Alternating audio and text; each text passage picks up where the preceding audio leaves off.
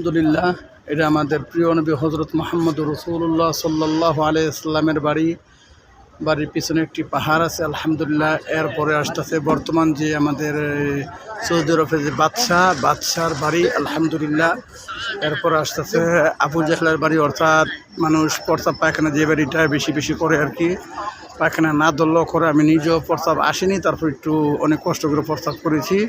এরপরে বিভিন্ন জায়গা আছে। আলহামদুলিল্লাহ, আপনি সকলে দেখেন আবু জাহেলের বাড়ি, এখানে বর্তমান বাদশার বাড়ি। তারপরে হুজুর পাক সাল্লাল্লাহু আলাইহি ওয়াসাল্লাম যে নবীকে পৃথিবীতে না পাঠাইলে আল্লাহ পাক আসমান জমিন নদী নালা গাছপালা কোনো কিছু সৃষ্টি করতো না, সেই রাসূলের বাড়ি।